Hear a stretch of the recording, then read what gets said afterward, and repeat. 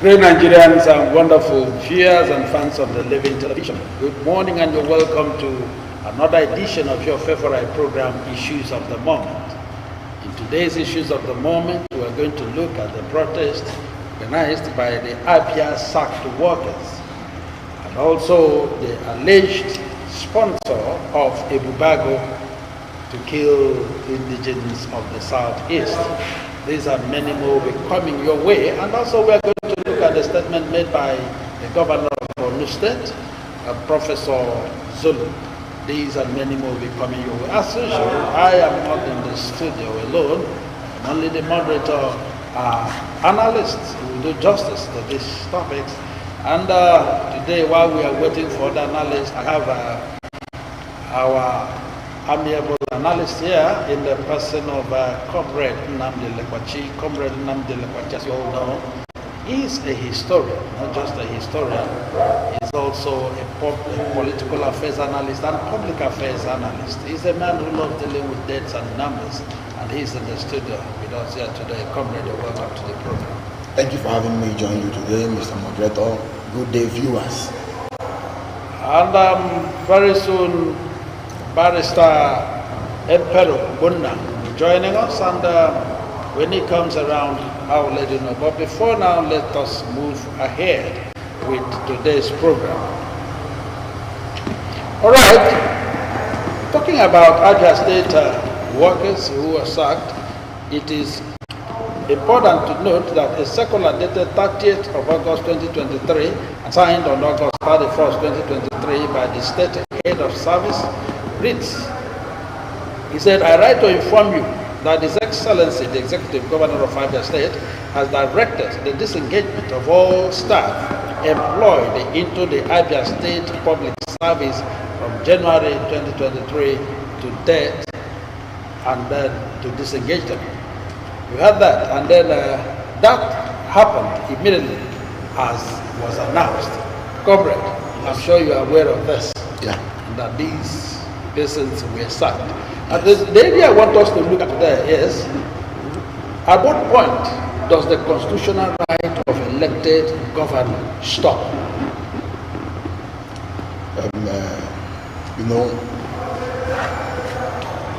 In Nigeria, I think it is obvious that states has workers, and states can employ workers, and that states can also sack workers, but there must be reasons adduced or reasons given for which there will be sack or for which there should be sack.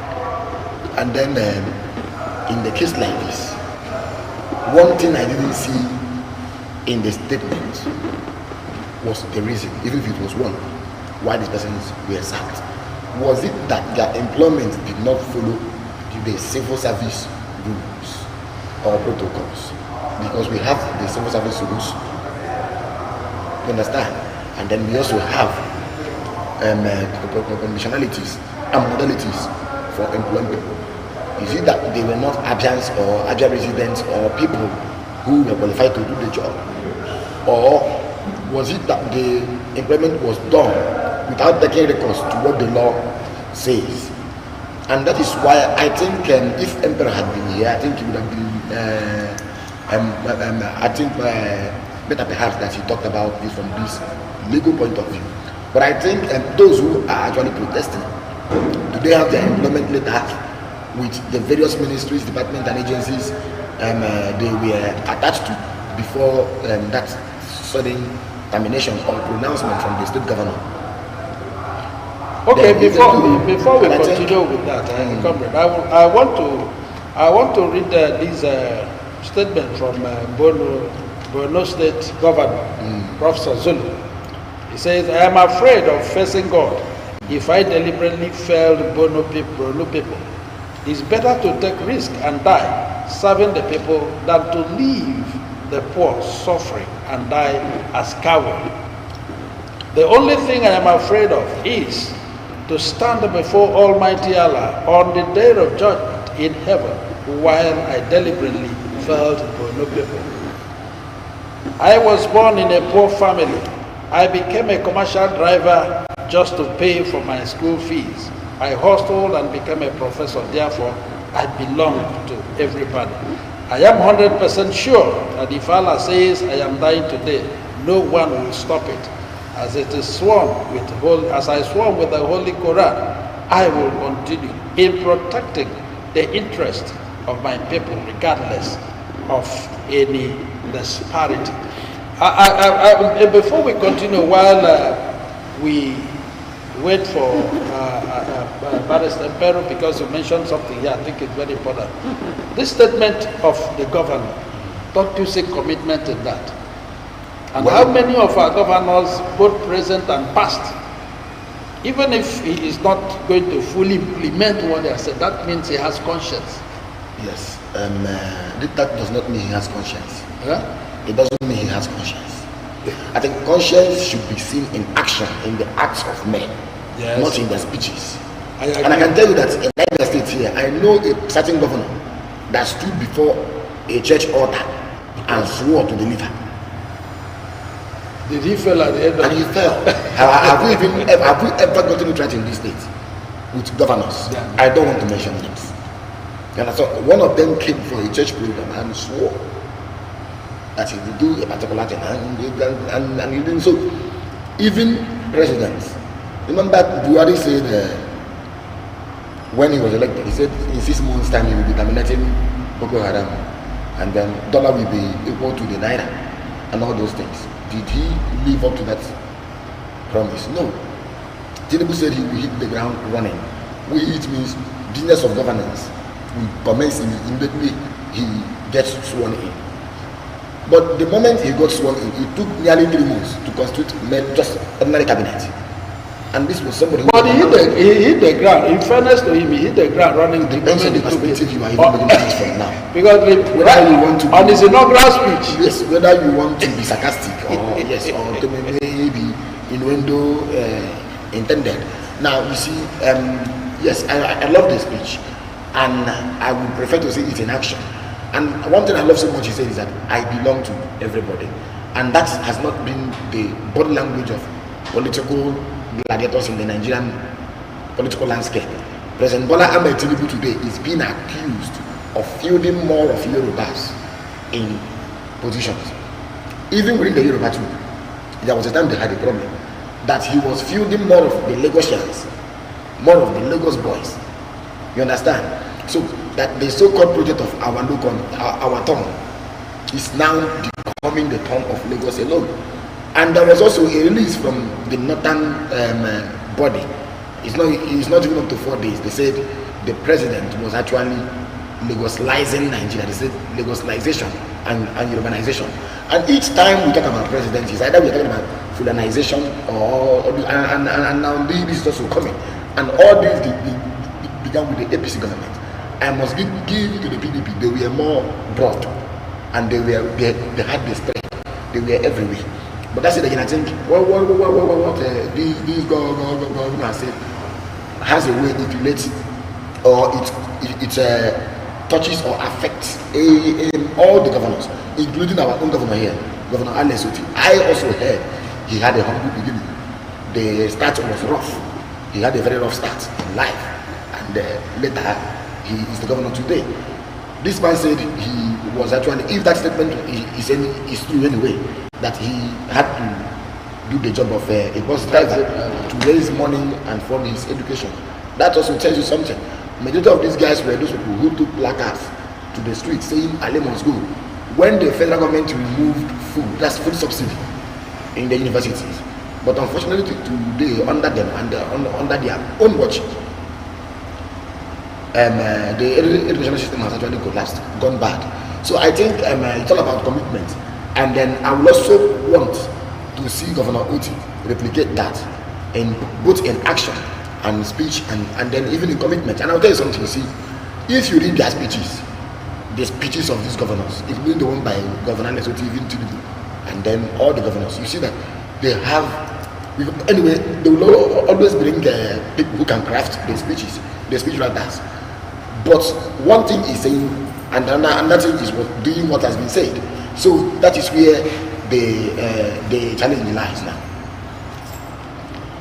Okay. All right. Having introduced Having introduced our second analyst, Barrister Emperor Bonna, is right now here. He's right now here, and then.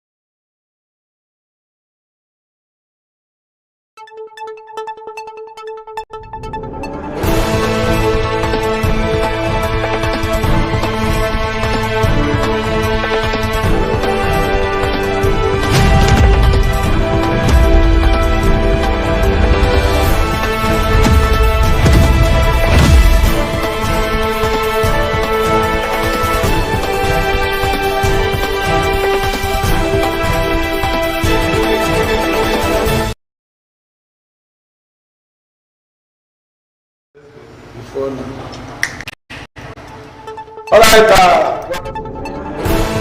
sorry that little break was for us to usher in one of our analysts, Barrister Emperor Bonna, who is a practicing lawyer and also a human rights activist and a human rights lawyer. He just came in just like we introduced him in absentia. Barrister, welcome to the program. Thank you very much. Good day, Alias, and everyone listening.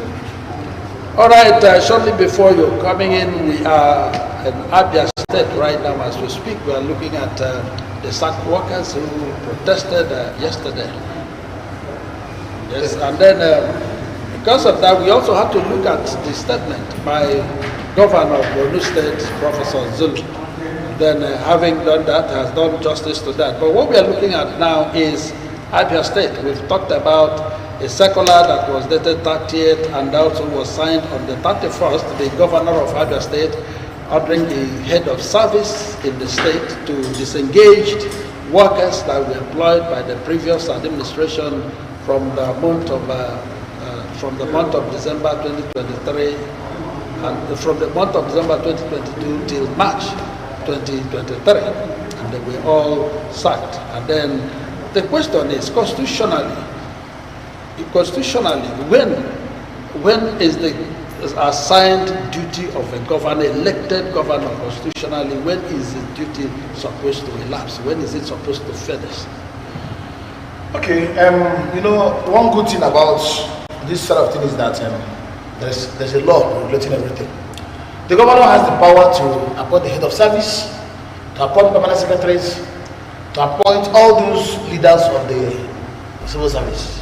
He has the power to appoint them, but not to employ them. He has the power to appoint them.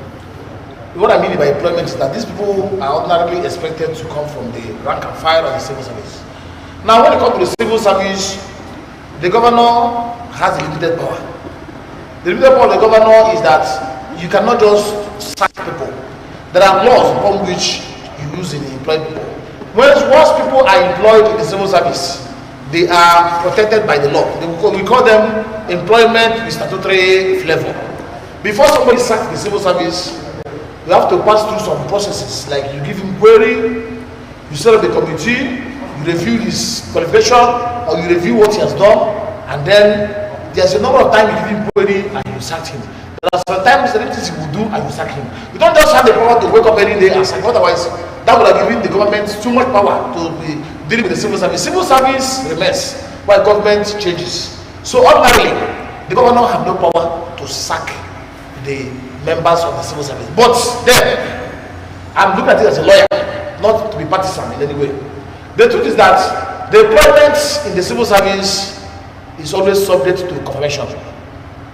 I'm aware that when you are employed in the civil service, you are given a probationary period.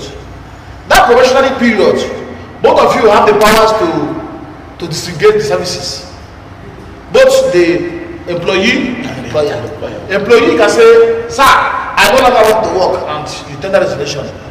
employer can also say, sir, we no longer want you to work for us, and you resign. Now the question is, what is the level of that probation? I'm aware that probation is almost 6 months. I'm aware of that fact. But then, some people might say it may be 1 year. But if it is 1 year, the governor has the power to sack them. The governor has the power to lay them off from that December till now. Because the December till now is approximately 7 months or 8 months.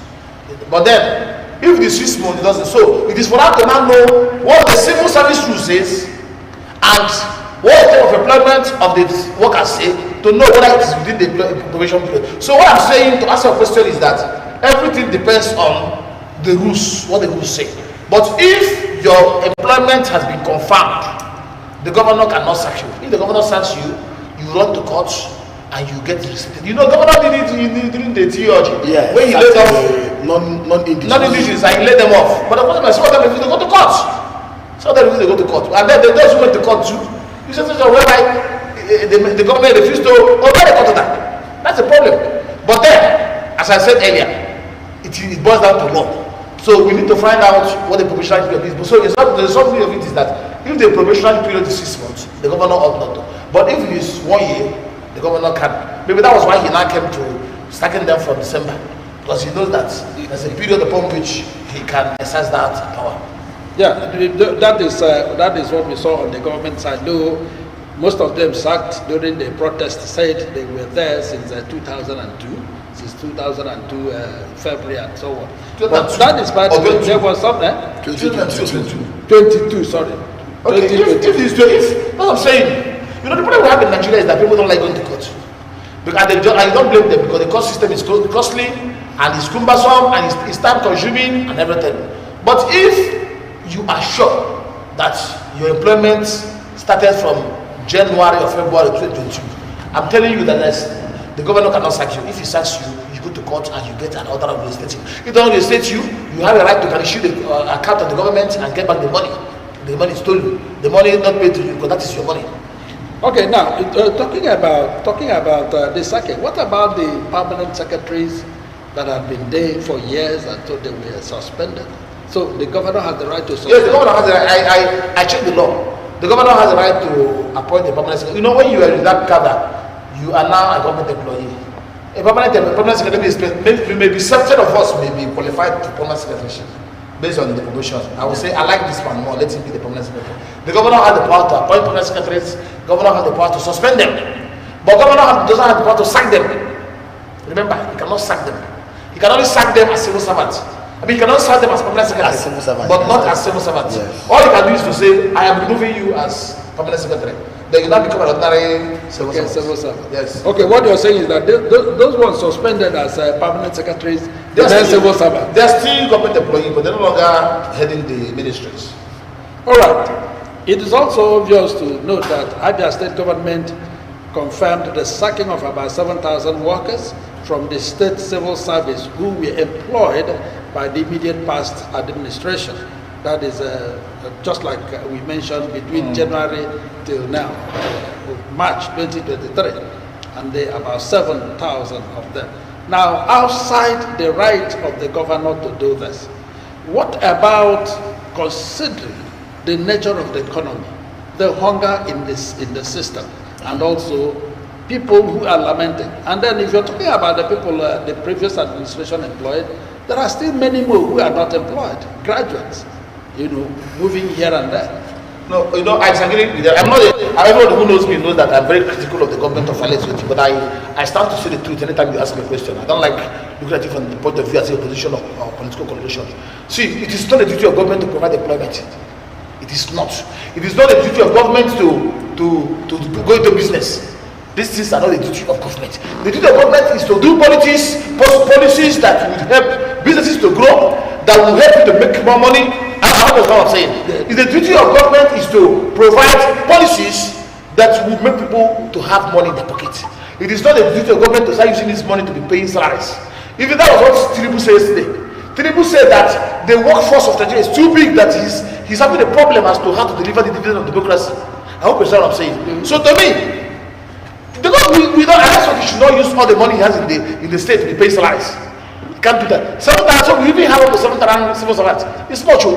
If If I become the governor of Abia State, I would downsize it. Honestly, it's too much. You know, let me tell you the truth.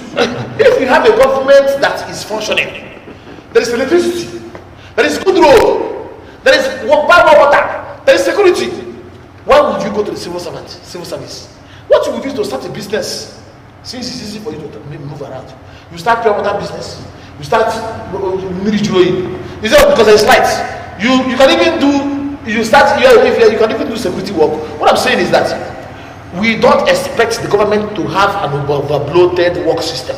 Okay. So, to me, sacking people who are 7,000, the question is whether they were lawfully sacked. But as for the morality, governments have no business providing employment. All right. As for the morality, and then it is important to know why you said something about that. Now, talking about employment, the federal government at the other time said they are going to create 5,000 employment. Most state governments also promised that. And then from what Barrister Pero is saying, do you think the government should hands off in terms of employment?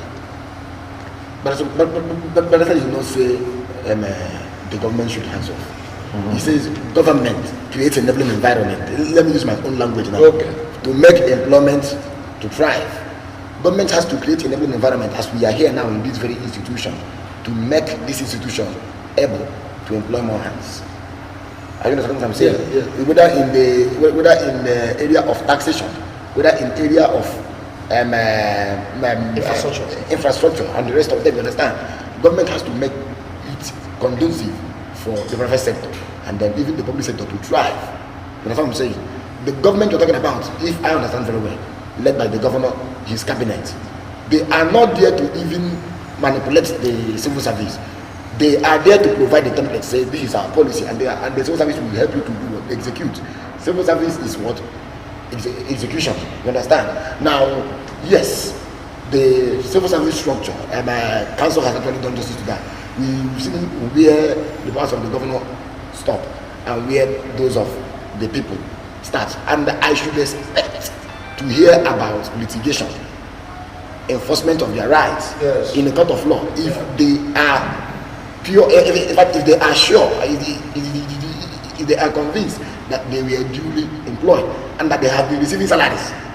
Mind you, it's not just because now see when they were employed, March, January, when the election was around the corner, it may have some political undertone just to make the government look good that they are absorbing people. Yes, into the civil federal government have employed them just to set the trap for this new government. Yeah, to make to even make him inherit unsustainable workforce. You understand?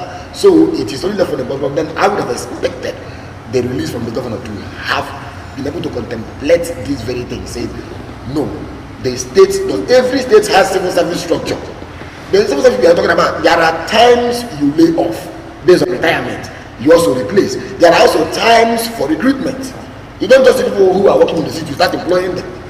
So I expected the governor to articulate that in the statement, saying the structure, you see, the structure of Lagos civil service is not the same with the one of Abia. You understand? Based on what? The revenue, the capacity of the government to take care of that very kind. So I think the reasons should have been there for us to know. But for me, I think if a governor is employing someone by February, when election is by March, I would suspect that governor. Okay, Barrister, there was something you said about that. You said that the governor, if you are employed in the civil service, it's expected you have a period of probation. Yes. And if within this period of probation, another governor comes in and sacks them, that governor is right. Yes. And then the question yes, that's the law. Okay. The question now is, has the governor any right to employ even 2 months to his exit of office? Yes, he does.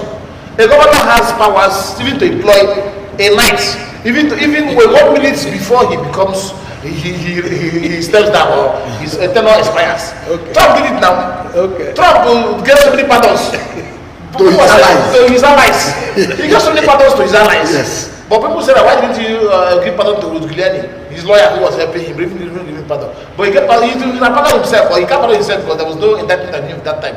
So what I'm saying is that the powers of the governor does not depreciate. It's the whole powers are in him. Even if it's a lame duck, you know what a lame duck is? Yeah. A lame duck governor who has actually term limited. Term limited, and the other person has come in. Yes. That person, the new person cannot exercise any power. The governor has the whole power until the last second for him to step down or to him to say. So he has the power. But the question is, his powers are subject to the powers of the new governor. That is why the rules allows that probation period. So that if you manipulate it, a new governor can come and say, I don't like this, and he will lay them off. Okay, assuming the probation is only 3 months, and this other one sacked, we confirmed before now. That's what I'm saying, they are confirmed. Then it's illegal second now. You cannot sack them. All right, if it was confirmed, you cannot sack them because they have the right to go to court. And I think these people should be going to court if they were duly employed by the law. It's simple. Because undoubtedly, the time of when former Governor Theodore Ayambe sacked non-indigenous, and I must say this, you see, Abia State, especially Abia here, is for the Igbo, and then those who are outside, who are coming from outside the Igbo. This place is not. This place is not. Do I say a multicultural area? You have cultures coming together. It's a cosmopolitan. Yes, it's a cosmopolitan area. So telling people to go because they're coming from Anambra or elsewhere. I think some of them went to court. You know, the problem with the court is this. The only court they can go to is the National Industrial Court. Okay. And in Abia State, the National Industrial Court is in Owerri, and that court is messed up. That court had a big problem. The court had the problem, the former court had the problem with the governor. The court gave a judgment against the governor on the issue of the deputy governor. The governor did not like it, and there was a lot of problem. The judge had to run away from the court. I'm speaking this on air. The judge ran away and disappeared. For almost 1 year, the court was lost. A new court now came. When the new judge now came, the new judge now started doing cases based on it was fine. So as I'm talking to you, my cases I have there, they have not even given me date. Some of them have lasted there for so many years. They have not even given. So if you find a new case now, the National Industrial Court, they're not even sure of dates being given to you in the next 3 years. Because there's a big problem in that court. And I think they only one judge also. So it's a problem. You see, the reason why people, when the judiciary has a problem, the people that suffer it, we should have a speedy judiciary. We should, just like the way that the law says that judgment in the election tribunal should be 180 days.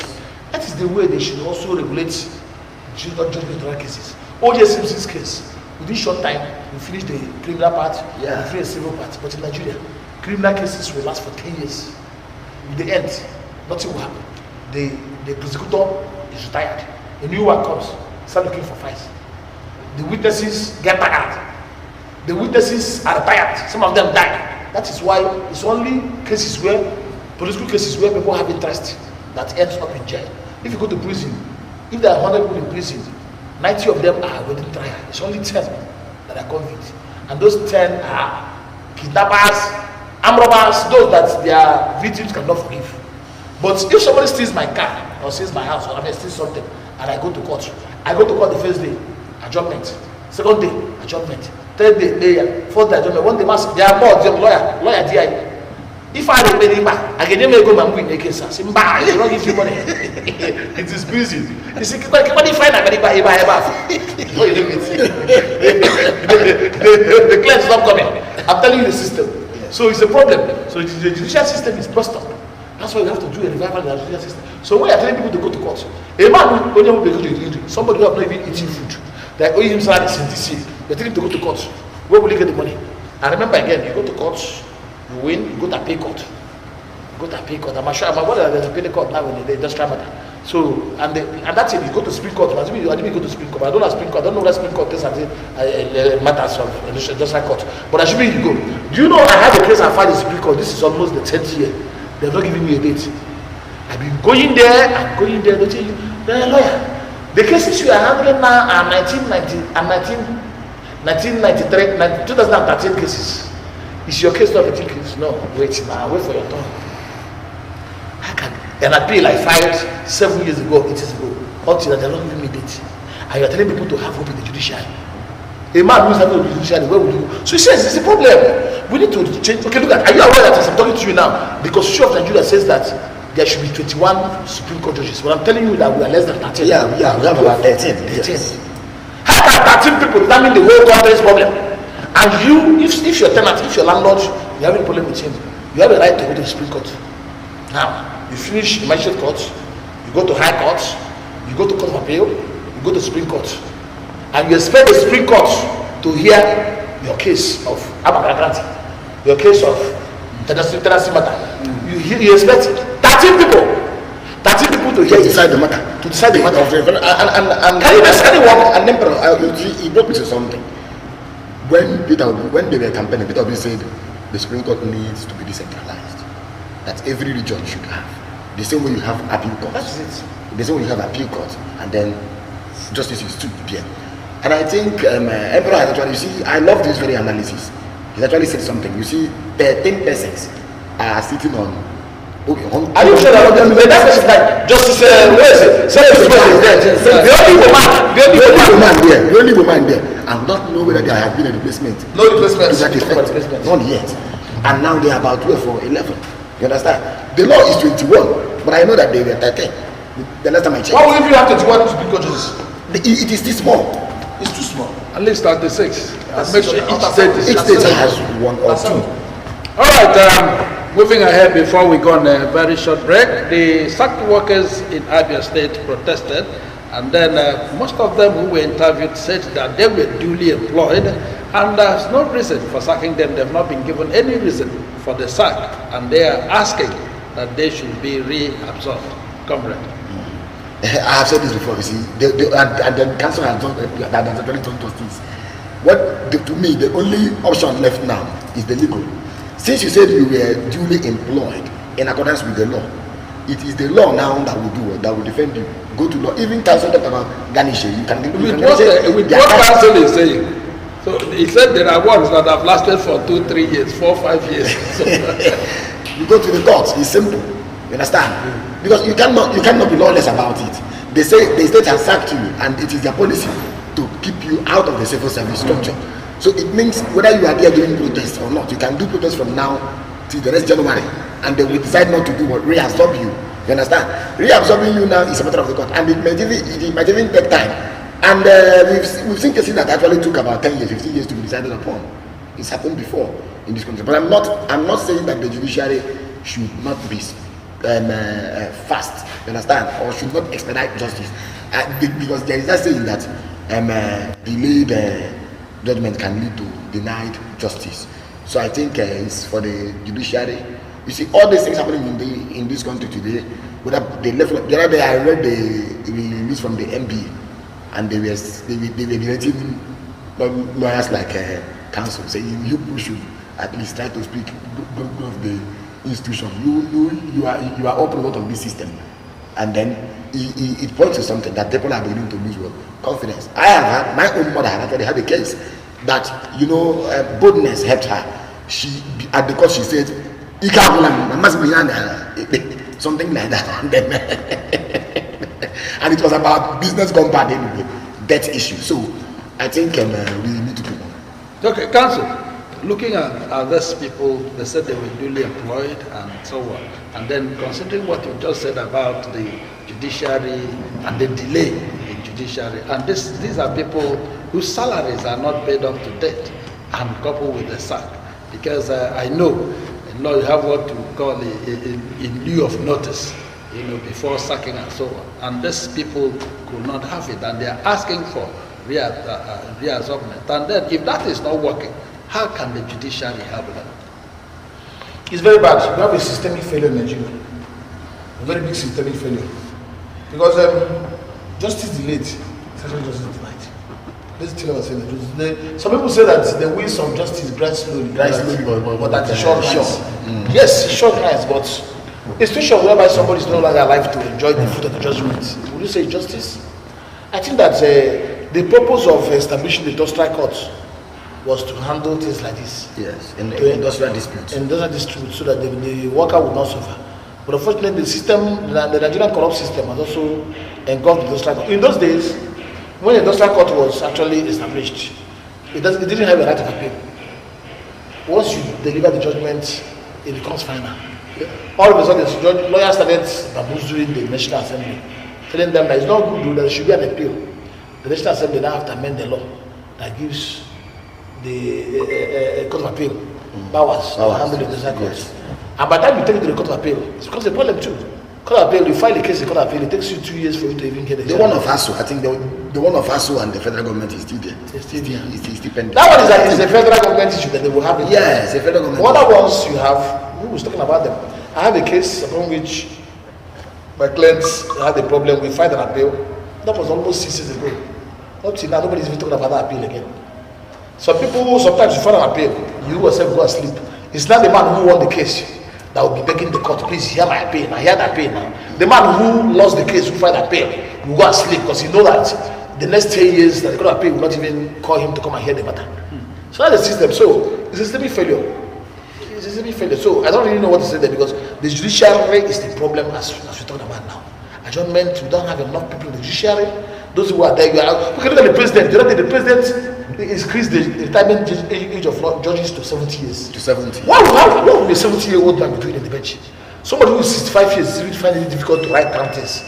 You are giving a 70-year-old man the power to continue being a judge.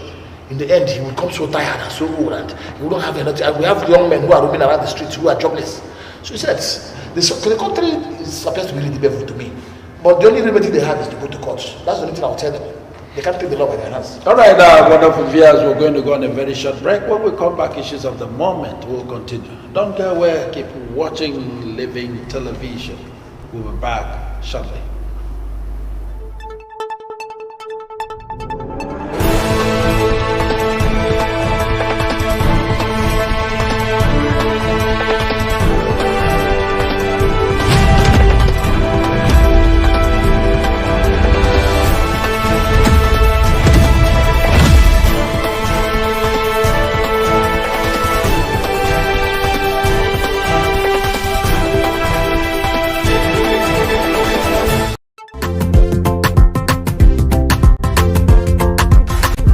Admission is ongoing at Living TV Film Academy, Abia State, for candidates wishing to study filmmaking and mass communication for skill certificate training and degree programs, including mandatory NYSC post-degree service. Courses offered are Department of Journalism and Media Studies, Broadcast Journalism, TV Presentation, Photojournalism, Department of Film and Multimedia Studies, Cinematography, Acting, Video Editing, Film Production, Website Designing, Modeling and Makeup, Bead Making, Screenwriting, Theatre Arts, Department of Broadcasting, Script Writing, Journalism, Reporting, Software Programming, Mobile and Web App Development, Audio Production, Graphic Designing, Digital Animation, Special Effects, Social Media Management. Entry qualifications. Candidates must possess 5 credits in WASICAM GCE, NAPTEB or equivalent. We have the following technical infrastructure for students' skills acquisition: an arts theatre well equipped for modern digital television and radio studios open for hire to the public, an audio suite for music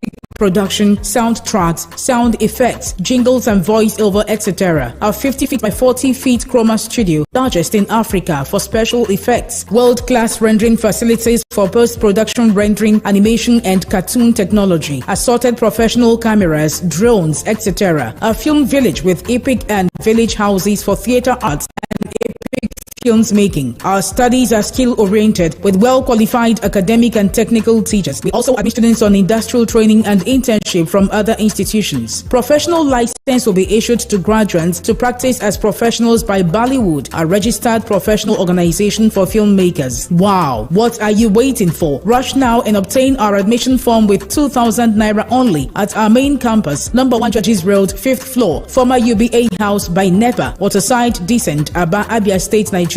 Or visit our website, livingradio.com.ng, the academy, www.livingtvfilmacademy.com, email livingtvfilmacademy@gmail.com, or call 0805 367 3900 or Living Television Tele-Trade Fair. This is the way the Living Television is giving back to the society, subsidizing the advertising rate. You can advertise on Living Television Tele-Trade Fair. with a subsidized rate, it is no more business as usual, but this time the thing is cut down. You can come to Living Television for all forms of your adverts, and it is very, very cheap. This is the way we are giving back to the society. Living Tele Trade Fair. Wonderful viewers, I'm glad you're still there watching your favorite station, the Living TV. And I'm also happy that you're keen in listening to what is happening in issues of the moment. Right, having said that, in this second segment, we are looking at the US and UK organizations' release report on how Buhari allegedly funded Ebube in Southeast to kill residents. A special investigation report by some research groups in the United States and the United Kingdom and Nigeria has revealed how former President Muhammadu Buhari allegedly used the Ebube security outfit to harass and kill thousands of innocent Igbo residents and push for a radical Islamic agenda in the Southeast region. I will want to start with you, comrade, because in this platform we discussed about a statement credited to Omahi, the governor of Ebonyi State, when he said Ebonyi State is not part of Biafra, and besides that Ebonyi State is marginalized. I'm sure either you or one other discussed and talked about... myself and the council. Yes, and they talked about this man, the former region... Akanepia. So what? Mentioned so many things. Who had also been the governor of the state when we were all together. And then now, with what has happened, we know about the killings, especially that of Imo and Ebonyi. So what would you say about this? I think I'll begin with the idiosyncrasy of President Muhammadu Buhari, the former president of the Republic of Nigeria. He's somebody who does not forgive. And I have it on good authority because I have a book by Obasanjo. A book by Obasanjo where nothing to talk about the dilemma they were facing, or they were faced with. So please, the phone lines are now open. You can call, tell us where you're calling us from, make your contributions or ask questions based on the topics we are discussing. Remember the phone line, yes, 09168284994. I take it again, 09168284994. So yes, from that, his idiosyncrasy, he's somebody who gives malice, who bears grudge. And I will explain something. You see, Obasanjo just said something in his book. He said that when Murtala Muhammad died, there was no colonel in the military that was beyond the rank of a colonel.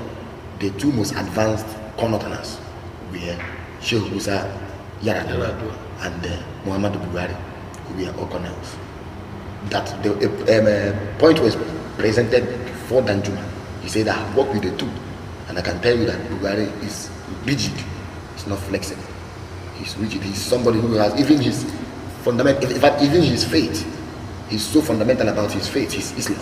You understand? That's the way. Now, when Buhari seized power in 1985, do you know that one of the things he did was to imprison Chukwemeka Odumegwu, a man who had been pardoned by the federal government, the same government Buhari ousted, Shehu Shagari, a democratically elected government, pardoned Ojukwu and go on. Buhari arrested Ojukwu, had him detained in Kirikiri. That's by the way. It tells you that after the war, there's also a way Buhari carrying himself, especially towards the people of the southeast. Choba Okadibo followed Buhari everywhere when they were ANPP and died. There was no public reward, I know, that family got, except towards the tail end of the administration when the wife was mentioned for one post or the other. That's by the way. But then, after the war, Buhari still maintained the stance of us versus them. And it's reflected in his speech, the 5% zone and the 97% zone. It's also reflected in his appointment. It also reflected in the way he handled security issues in Nigeria. In the northwest, the northeast, Buhari pardoned Boko Haram elements and said they were our disgruntled brothers. That was his language. Now in the southeast, Buhari named IPOB, whose agitation is covered under public international law, extant public international law, right to self-determination. What they were saying is, let us separate from Nigeria. We don't feel among, we feel marginalized, we feel excluded. You understand? Buhari's approach was so kinetic that we saw the Operation Python dance Ebube, and we saw the results. You understand? Then, in the northwest, you had the bandits who became a state within a state. It is still a debate today whether they should be proscribed as a terrorist group. But then I have a news for you. The Global Terror Index proscribed the Fulani herdsmen, the armed Fulani herders. The Global Terror Index called them the 4th deadliest group in the world. That's after Al-Qaeda and the rest of them. The 4th deadliest group, but Buhari could not proscribe them. Now, the war ended. We saw the operations of President Muhammad Buhari, even as a president. It got to a point where Twitter suspended his account for using a hate speech, a hate language on the same people. He said that we may speak to them in the language they will understand. They are trying to reenact 1967 to 1970. That even when they didn't live through that period, that they will teach them the language, and he even called them a dot in a circle to tell you that these people have no way out, they are entrapped. So it is this language. So when I read this, I told somebody, if President Muhammad Buhari has any superior argument, let him present his case. Let also those who have been working with him carry out their own findings and their research to say this is not true. I am not here to say this is true or not true, but look at the behaviors. You look at the body languages of the two governors, Governor Umahi, the former governor then, and now the Igbo governor in Igbo states. Yes, you will see that the two states became the flashpoint of agitation. Even during the election in Ebonyi State, we also saw what happened. Ebube was prescribed by a court sitting in Ebonyi, but it continued to function. And I'll tell you something. Before the founding of Ebube, in fact, it took over nearly 9 months. They went and met the former IGP. The man told them, okay, since the people in the southwest have done their amotekun, you are free to do your own. They didn't do anything. But when they came back, we now saw Ebube became a state within a state. And we recorded a lot of what? Execution style killings. I'm not saying it was done by Ebube or not, but I'm saying look at the two states of Ebonyi. All right. And then you will see that the security landscape there had been actually eroded. It's all right. Okay, Barrister, looking at this statement and the findings from the US and the UK, now there is no how Buhari would have formed Ebube himself. Yes. He used people. And then how possible is it, with what happened, all of us are here, with what happened, how possible is it that our own brothers, the Ebube brothers, who would use this security outfit against their brothers? If you remember the last that happened at Oguta, about, in a traditional wedding, how these guys, our mama axis. I hope these guys were murdered. Is it possible? It's very unfortunate.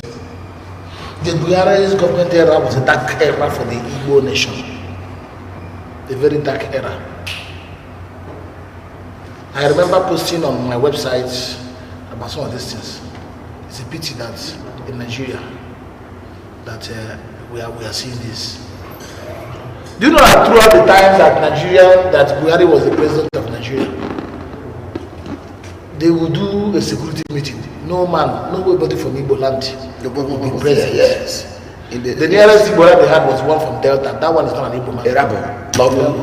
Not lucky. No, lucky Irabo. What is Irabo in Igbo language? It's not an Igbo language. So you see that the Igbos were totally marginalized under the government of Buhari. If they ask you that, did you vote for Buhari? You don't need to vote for Buhari. Once election is done, you throw away where you come from, where you voted from, and then start embracing nationalism. It's unfortunate that Igbo suffered so much under the hands of Muhammad Buhari. That was why when he was leaving, he was only coming to, the only Igbo state he came for was in Imo State. I think he was in Ebony State. You don't know. I think he was there. Ebony and Imo. But he never came to any other Igbo land. He himself knew quite well that the Igbos did not like him because of his policies. So it's very unfortunate. And the issue of Ebube, for America and the US to say something, you know, and that thing has not been refuted. It means that they saw it. The Bago system was one upon which some governors forced the House of Assembly to pass laws that will establish a Bago. But the question is, can they? Issues of arms, ammunition, security, those things cannot be covered by municipal law. Those things are issues of national law. If you look at section 251 of the Constitution of Nigeria, it gives the Federal High Court jurisdiction on issues of arms. That means that things about arms, ammunition, and all these things are federal laws. Can the state government, the state House of Assembly pass a law that would give some people power to be brandishing gun? Just like this issue of Bakassi. Yeah. It's an illegal law. It's an illegal law. That law is inconsistent with the Constitution. With the Constitution that gives issues of arms to the exclusive legislative list. It's only the federal government that can give you power, license to have arms. The state apparatus cannot have their arms. So that was why the court held that that embargo is null and void ab initio. Yes. But yet, we see it was still existing in Imo State, it was still existing in Ebony State. The two governors who had the sympathy for the Buhari government. Unfortunate. So I think that what Buhari should just do is, if he says it's not true, let him refute it. But he's keeping silent means that that's the truth. Yeah. And that is a very delicate issue because they did not just say you establish Ebube. They said that you are using it to be killing Igbos. Genocide. And genocide is a part of crime against humanity, which the International Court of Justice can handle. So somebody can take the thing up and maintain a claim against Buhari, against David Umahi, and against Hope. Although Hope has immunity, but his immunity does not cover him on international on international arena. No. It doesn't cover him on international arena. Just like Putin. Putin has immunity. Yet he knew that if he had stepped his foot outside Russia and had landed in South Africa, the South African government would have been under a duty yes, and to arrest him. And I think the Statute of Rome is clear that formed the ICC, International Criminal Court, that tries all these genocide, war crimes, and the rest of them. You see, I remember vividly what Buhari did at Al Jazeera, just like this we are here. He appeared in Al Jazeera, and I'm talking about my personal experience. I went to National High School, Igbo National High School, where we were to celebrate one of our principals, illustrious Ungwaman, the first mathematician from Ungwaland, Elder Moses Omuma, who even visited that school after the Civil War. I went to that school. I saw blood on the wall. I was asking the security person there. He said they were members of IBU. I'm talking about 2015, 2016, that were shot by the military. That they gathered there to pray. I'm telling you what will happen. Al Jazeera invited Buhari. I wanted to play the video before him. He said he doesn't. He said he didn't want to see it. He said he didn't want to see it. Yes, I said that one. He said he didn't want to see it. I'm telling you that happened in my own alma mater. Now, apart from that again, the MNM killings in Enugu, where the same people again had gone to pray. By that time, they had no arm whatsoever. I want to give us a little timeline of how the ESN was founded or was formed. Now, they went to pray again in Enugu, in MNM. The military again came and spread bullets. Many died. Before then, it had happened at Onitsha. It had happened even in Ohafia. Now, people started telling Nnamdi Kanu to make sure that there is a unit to defend these people because of their political belief. The Constitution of Nigeria said right to hold political views and to even express them. That's what we call freedom of expression. Now, these people, you now started hearing of what? ESN, Eastern Security Network. And it's unfortunate that was also, to an extent, the creation of the federal government, a creation of their own irresponsibility, as it were, under Muhammadu Buhari. You understand what I'm saying now? Mm-hmm. Now, people now started taking the laws into their own hands, started taking recourse to arms. When I keep saying it, the military has no business in government. They are supposed to be the most patriotic institution because these are people who are trained to lay down their lives for us. That we are free here is because we have a military. So it's unfortunate how Buhari and the rest, used state actors, used state institutions to perpetrate terror. Because what happened under Operation Python Dance, there was no emergency. I stayed in my house for 2 days, and somebody died in a tenor. He did nothing. He was just in his office. Stray bullet hit him. Many things happen that were not documented, but I think there will be a time when there will be disclosure and when there will be restitution. All right, finally, before we go, the organization noted that the Ebube security arrangement was also a channel through which the illicit small arms and light weapons were proliferated in the region, adding that the Imo and the Ebonyi state governments were particularly culpable in the implementation of these jihadist, Fulani, and Islamic agenda. And now talking about Igbo and Ebonyi, our brothers, and so on. Council, what do you think? It's very clear now. If you look at the way the Fulanis and the Fulanis, you are having so much say in Owerri, in Imo State. So many policies of Ozodemia were channels towards giving them a safe haven. So many. I cannot play them out here, but it was clear that whatever the American government and US government said is true. They were giving them a safe haven. So even in Ebonyi State too, Ebonyi man is always, to him, Buhari is the next person after God. You know, that is actually his... if he does not place him before God. Yes, he does not place him. So you see that whatever they said there is true. So unfortunately, it's true. And there's nothing we can do about it. But I'm believing that one day somebody will take it up and take it to ICC. Let them come and answer for any crime they committed. Yes. That is what I have to say. You see, even to shed his army chiefs from the ICC, the diplomatic posts. Sorry, let's take... Hello? Hello? Yeah, good morning. Good morning, sir. Thank you. Your name and where you're calling us from? Yeah, okay, I'm Mr. Gift. I'm calling you from River State. Okay. Yeah, I want to contribute a little on your issue of the moment. Please go ahead. No. I have listened to your guest at the studio.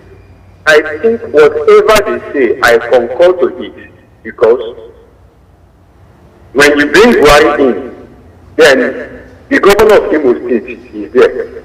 So most of things that was done in Imo State, the crime that was committed in Imo State, the governor of Imo State should also be held accountable, because whatever thing Buhari was doing in Imo State, or the governor of Abia State is aware of. So most of the things that was happening, they knew about it. And that was the only way they could use focus on them to suppress it. They thank God that there are people that is rising up to speak. God bless you, sir. Thank you. Thank you for your contribution. Called from Rivers. Yes, it reminded us how this Ozodem of a man even emerged as governor. From the fourth position, the INEC declared he became the eventual winner. But that's by the way. And then to an extent, they believe the assumption people have about him and the former governor of Ebonyi State is that they were the actualizing agents of Buhari's good. And I will tell, and I say again that Buhari is unforgiving. And I say it again. When he became president, the first thing he did was to catch Dasuki and imprison him, because Dasuki was among those who sacked him in 1985. He kept him there. So that, to me, he saw that presidency as a time to revisit his enemies.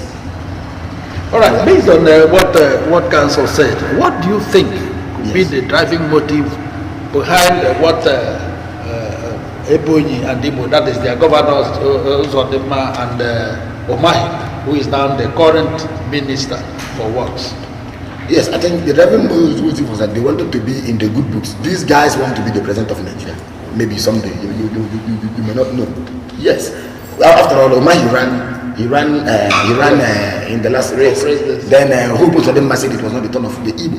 Maybe when it gets to his turn, it will be the turn of the Igbo to be the president. Maybe they have an eye for the Abuja job, or they just want to remain in the good books of the powers that be Because you say the powers that be or the power structure of the Nigerian political system, the Igbo are not there.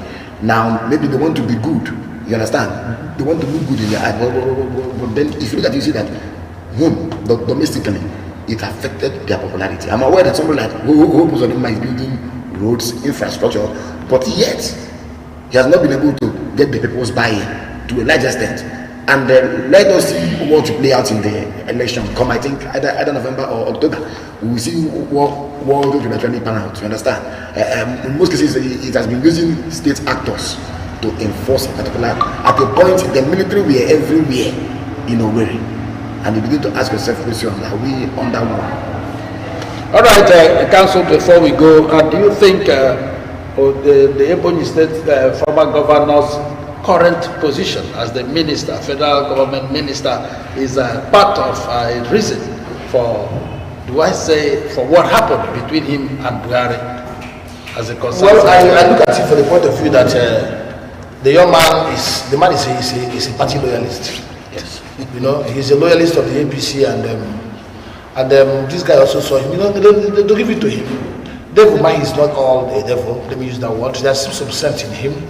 He did so well as a governor. Yes, in terms of infrastructure. Yes, he did so well. In fact, he was one of the best. So anybody will give you. Yeah, so when you know, one thing about Tinubu is that Tinubu has an eye for perfection. Tinubu has his own problem. But one of the biggest selling point is that he knows how to appoint the right people. That's the truth about him. Give it to him.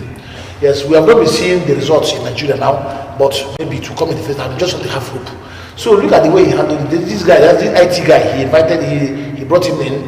Then Omahi, he brought him in for the yeah. So if you look at the way he's handling things, so far, yes, I've already had the Eldorado big one, but I believe that he has good intentions, no matter what. I don't want to be skeptical about the whole thing. But David Mahi, when it comes to infrastructure, he and Wike are good. And that was why the president brought in Wike to be in the FCT and told Mahi to be in the works because of what these two did. Our own governor, former governor, I don't know where he stands in this area. But what I'm just saying, so you see that, then you know, and you also know that it was easy for Omahi to have won the Senate because his people loved him.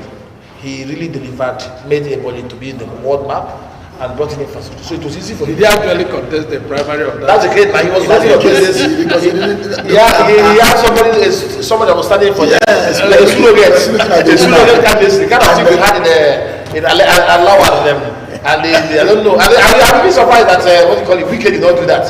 I'm surprised that Wike did not do that to win the Senate. But nevertheless, he's there. So David Mahi knows where his bread is buttered. Yeah. And then what are you also saying about the Imo governor? Imo governor? Yes, because these are the two. Well, he's still there. He's also doing infrastructure. He's still there. I was in Imo State. Doing infrastructure too. I was in Imo State. I was actually impressed with the reason for their actions. Okay. No, she. Let me be honest to you. Nobody's innocent. I was in politics myself. And one of the reasons why it will be difficult for me to go back to politics is that some of the things I saw in politics are inconsistent with what I stand for. I'm not saying I will not contest. I'm not saying that, but I may need to convince myself to contest. Because from what I saw there, I was not very impressed with it. What am I saying? Politics is a place where truth is hardly truth.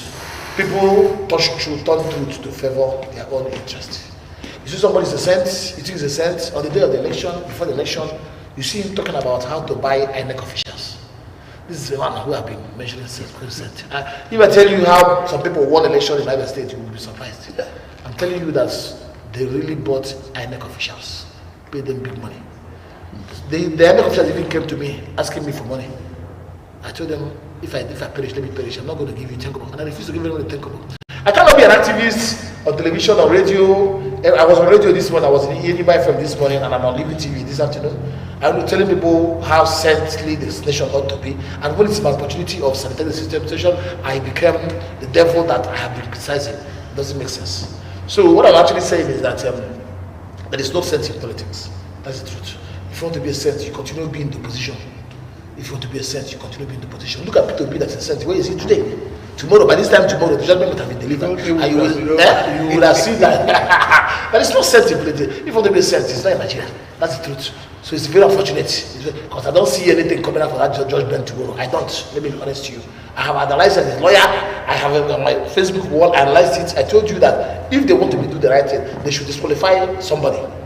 If they disqualify somebody for having dual citizenship, then they should disqualify the other person for not being nominated by the party. That's the truth. But this is that the P2B's Labour Party made a mistake in the issue of Section 77. That's the truth. The people don't want to hear it. The emperor will tell the truth. They made a mistake. APC, the person that may likely emerge if you follow justice may be Atiku. I'm being honest to you. As a lawyer, I speak as a lawyer. But I don't want it. I want P2B to be the winner. But based on what I'm seeing as a lawyer, I did 11 pre-election matters. I did 9 matters for white people, and I did 2 matters for Labour, and I won all of them. I'm speaking from authority. I know it's a problem in those cases, but that's a story from that day. Let me not prevent what the judgment will be tomorrow. But what I'm saying is that we're talking about what do you call it, Hope Uzodinma.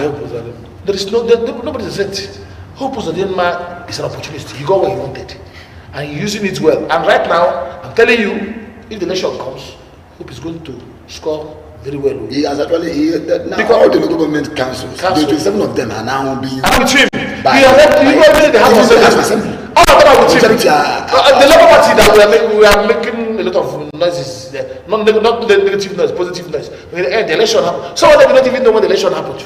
They were there in the polling booths. They heard that the result had been declared. I mean, candidates. I was a lawyer to one of them, Dr.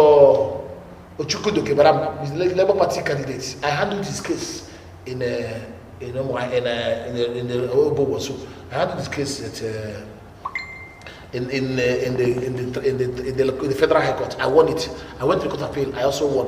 I asked him. He told me that during the election that some people just came and hijacked everything before they declared the winner. No voting. That was what happened in Imo State. That was how, in the end, the House of Assembly in Imo State is controlled by one party. One party runs everything down. And right now, as you said, Hope is also working. It's also doing some work. Let me tell you one thing about working. If the road is bad and you come and fix my road, I will not speak evil about you. That's why I hardly speak evil against Sergeant Kanu. People say Sergeant Kanu is a thief, Sergeant Kanu is a selfish man. But me, I monitor him. To go to my father's compound is tag. Who tagged it? Sergeant Kanu. Something that I have not been done before. For the past, I'm now almost 50 years. I've never seen a tag road in my Gogo village.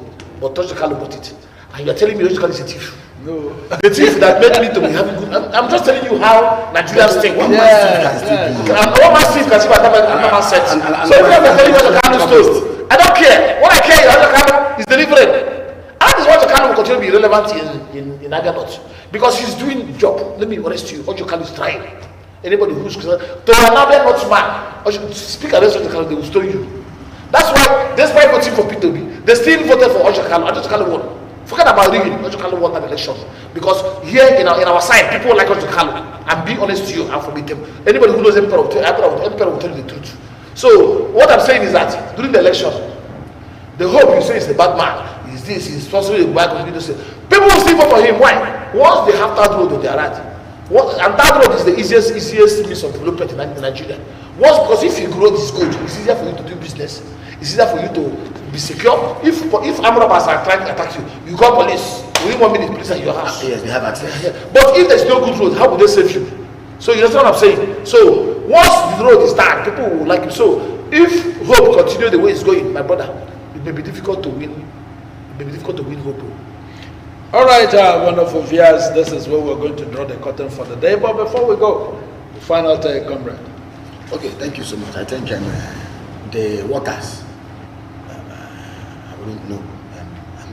It's quite tragic that is happening, because one thing is they were happy that they've been actually given a job, or that they have landed a job, and now they have been laid off. I think the only option now is to approach the court, like I have said, and like Ibrahim said. Then again, former President Muhammadu Buhari needs to actually do justice to that grave allegation coming from those institutions in the United States and the United Kingdom.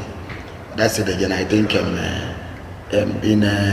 Imo State, yes, we actually saw what happened. We also saw what happened in Ebonyi State. All things being equal, let democracy thrive. Tomorrow is the big day. Barrister, the final take. Yes, my final take is that anybody who is occupying a position on this earth should know that nothing is permanent. There was a story my father told me some years ago. There was this man called, I think Abia also, I don't know his name. Abia. He was East Central States. East Central States. Yes, at any time, that when he was a very high-headed man, and at any time the people went to him, he would tell them, Onyuberu, Yaracha. They know that he was removed, or his tenure ended as the governor of East Central State, that all the women in that village, they went and bought Ube. And they bought Ube and kept it in front of his said, so the thing took a lesson in my life that nothing is permanent. Whoever thought that Buhari's government would ever end, today Buhari is now a past tense. The time when Buhari government was coming, I remember when the time was there, so I will advise Governor to let him move the human face. Rather, instead of sacking people, let him place an embargo on employment. Yeah. That's it. It's better. Let him place an embargo than sacking people. I think we already placed an embargo too. Yes, that's what he should do. Place an embargo on employment and say no employment. If you come in, close the cashier line than to be sacking people. Then the issue of saying that people that were sacked are friends of the government and everything. Well, if you can ascertain those that were sacked, maybe March, April this year. But those who, some of them say they were employed in 2022, I don't see reason why you should sack them. You know, I just pray that, I just ask him to let the ruling be on the human face. Let the ruling. Then secondly, on the issue of the issue of Buhari, I think that the ICC, somebody should take up this thing.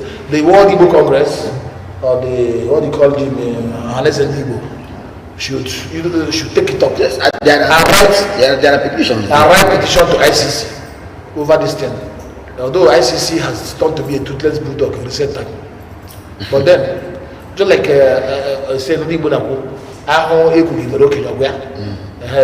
them petition first over, let Buhari be brought in to come and explain his role on the killing of innocent people, because I know so many innocent people were killed. So in summary, let's keep having hope. Thank you very much. All right, wonderful viewers, let's keep having hope, and then that is an advice, and it is important. Abia is our state, Nigeria is our country, and we ain't going to run away from this place. I want to borrow the language of African China.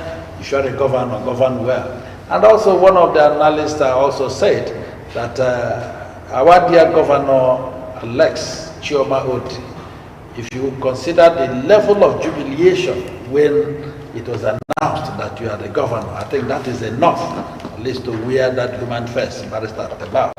And this, we are coming to the end of today's program. Keep a date with us. Remember, tomorrow we'll be hooking live NTA to watch the judgment, the presidential petition tribunal. We'll be watching it tomorrow, and that may not give us time. Did they give us time? Huh? Did they give us time? No, they said it's in the morning from 9. Okay. So that's what will happen. So on Thursday, we are going to shift our program, Nigeria Today, on Thursday. And then I also pray that the analysts will be in the house tomorrow to also look at the judgment and draw their analysis from the judgment. And then from there, we ask you also to keep watching Living TV and see what happens. This is your command, Chinedugu RDLA. From my far left is Barrister Emperor Buena. Barrister, we are happy having you today. Thank you very much, Abia. Thank you very much, Nigerians. And Comrade Nnamdi Elekwachi, we are pleased to have you here today. I'm also pleased to be here. Always my pleasure. Thank you and goodbye, viewers. And bye until we come your way again. Bye for now.